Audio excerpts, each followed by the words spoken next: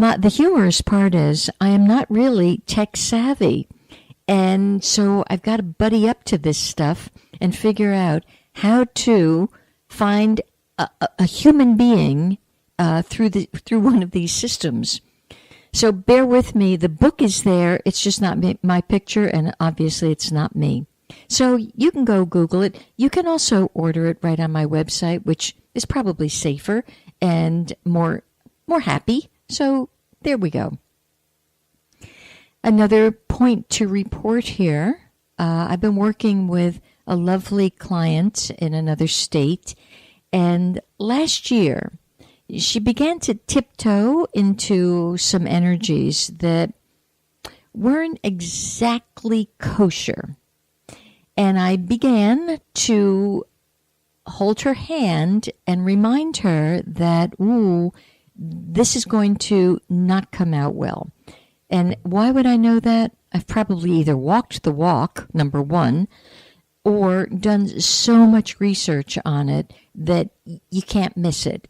You finally do get to the point where you can see very clearly 2 + 2 = 4, and there's no way around it.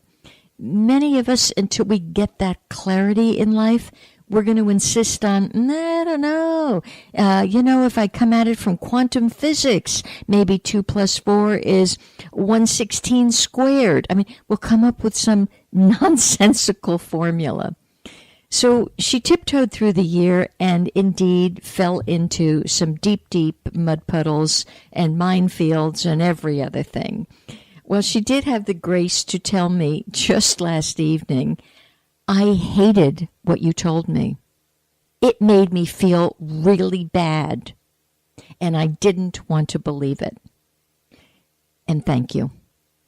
So you have to, when you step out and open your heart and open your consciousness to other beings, you will be the subject of hatred, ridicule, dislike, until some which way it's proven that, 2 and 2 = 4. And so it's very interesting.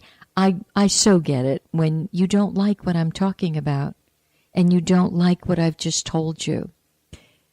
For my part, thankfully, I am just coming along so nicely in my own, what do I call it? Because it's not even lessons anymore. In my own way of life, of dropping all conflict and dropping a sense of creating trouble and dropping the fight. So it's really interesting as you drop it and stand aside. So what I could drop was I could sense she didn't like me. As a matter of fact, I could feel her hatred and I could feel her resistance. And all I had to do was drop it. I didn't have to counter it. And really, I actually didn't counter it. I simply allowed it.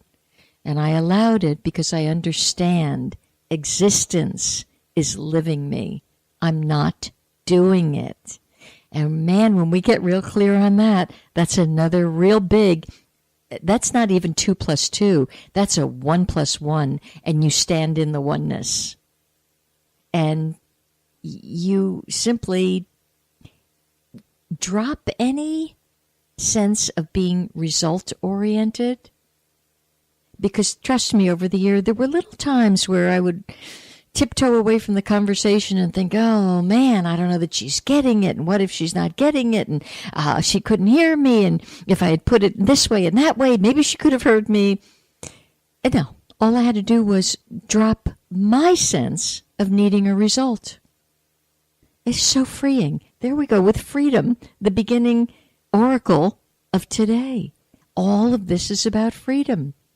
You drop the sense that you are the doer. Now, yes, I'm showing up on this radio station. I'm here. I'm speaking.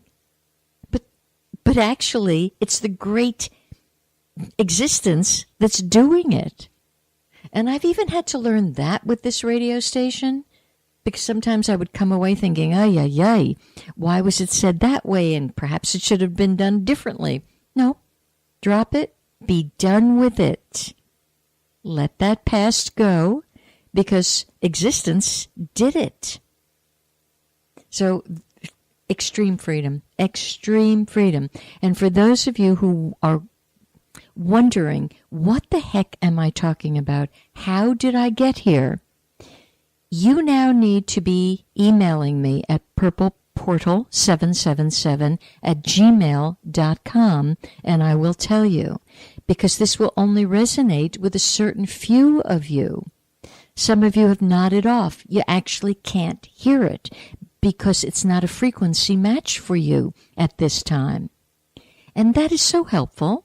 It doesn't mean anything other than, I'm talking about chocolate ice cream, and you really, really don't care for chocolate ice cream. Matter of fact, you might not like ice cream at all. And it's all okay.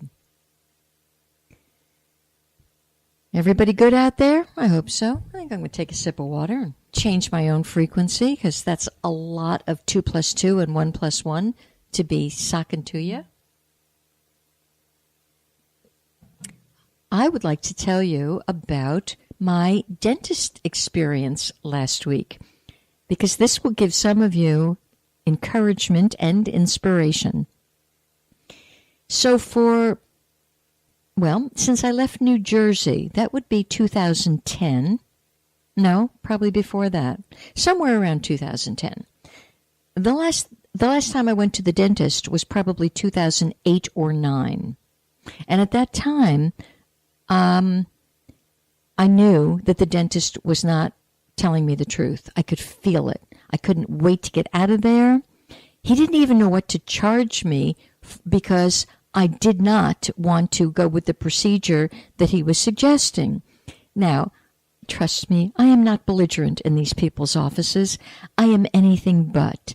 I am humble. I am meek. I am reticent. I am apologetic, because I'm not a dentist. I didn't want to be a dentist. That's really not for me. So you could imagine the posture of this kind of bowing and scraping woman who's saying, I'm sorry, I don't think I'm going to go through with that. Could you just alter it and do a little bit of that? The man was so unhappy with me, I couldn't wait to get out of there fast enough. And then I spent the next many years counseling people on the right days to go to the dentist. That is something in feng shui that's important to me. I want to know the right day to go to the dentist, the doctor, the Indian chief, whomever you got to go to. I want to know the right time. So I would often be counseling things like I would for this month for women. It is, well, obviously it would be for women. You do not go for your gynecological examination this month of May. Not safe. They'll find something. Don't do it. Wait until next month. The water level is different. So I would often teach in these classes, this is not the month for a tooth issue. And so be careful and wait till next month, and then you can go to the dentist. I'm not one to say don't ever, ever go. It's kind of like, vaccinations. Get what you need. Do it carefully and monitored and with full consciousness. So it's that kind of thing. So I'd be telling people, don't go to the dentist. And then my window would close, and I would do a whole lot of sacred geometry on my mouth and teeth, and something would kind of slide back in, and I'd forget it. Until the next opportune time when I'd be saying again, not the month to go to the dentist. And of course, my own tooth would be hurting. Well, this went on from 2010 until, this year. And when I took my tumble in November and actually injured my face, it seemed to be the trigger for a lot of discomfort with a certain tooth. So first of all, I got to figure out what tooth is it, what meridian is it on, what organ do I need to contact and soothe and bring back to life, and how can I fix this? And quite frankly, I was hesitant to go to the dentist because I knew the nerve in the face had been damaged. So I thought, let the nerve heal. It was very logical in my mind. It was quite well thought out. But in December, there was a dreadful abscess, and it hurt like the dickens. And that week between Christmas and New Year's, the most peculiar thing, there was absolutely no dentist in captivity for me. It was humorous. So I thought, okay, that's a big no from the universe. So I didn't do a dang thing. I just sat it out. Well, all right, I'm no dummy. I'm thinking, geez, this has to be looked at.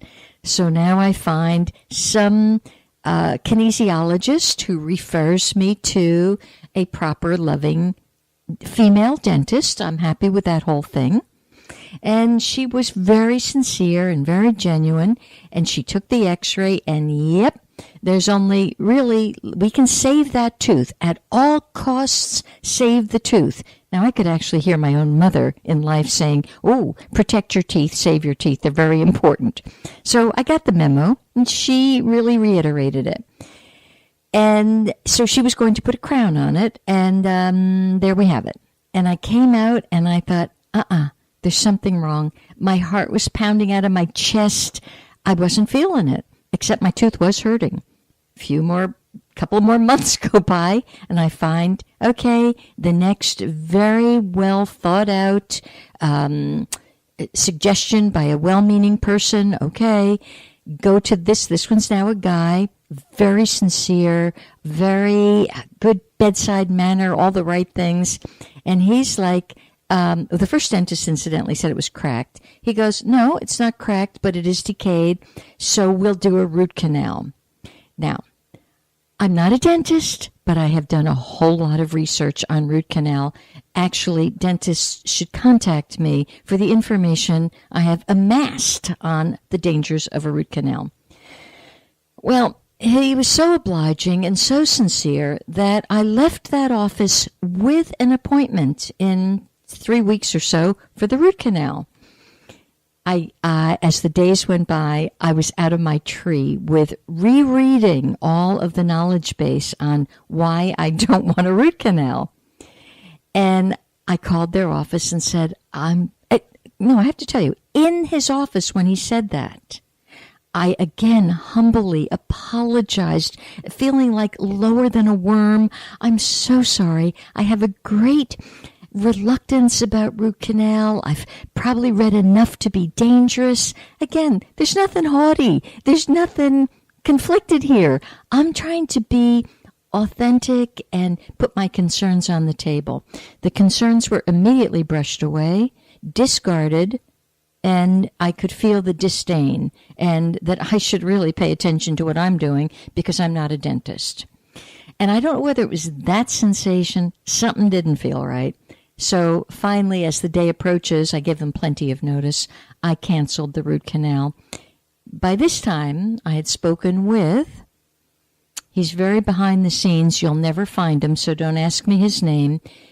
It is one who actually hides in the shadows for fear of his life. And he full on said, no root canal, absolutely not. It will come back to bite you. Now, he had tapped into my energy specifically. So those of you who have had a root canal, don't get all twisted. This was for me. So then I understood, no. Well, then I looked up to try to find, is there a holistic person somewhere in captivity that could treat the whole body? And I did find one, and the person had a 3-month waiting program. So my appointment basically is June something. Well, the other day I received the phone call with, we've got a cancellation. And I must have startled the gal that called in because I said, I've been waiting for you to call because I actually had been.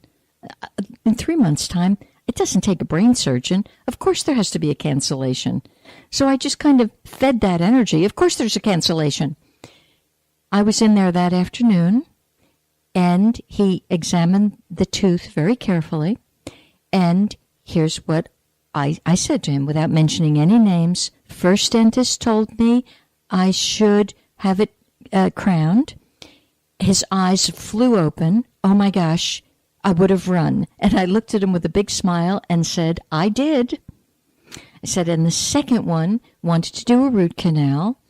And then he very calmly said nothing against his colleague, because he didn't even know who it was.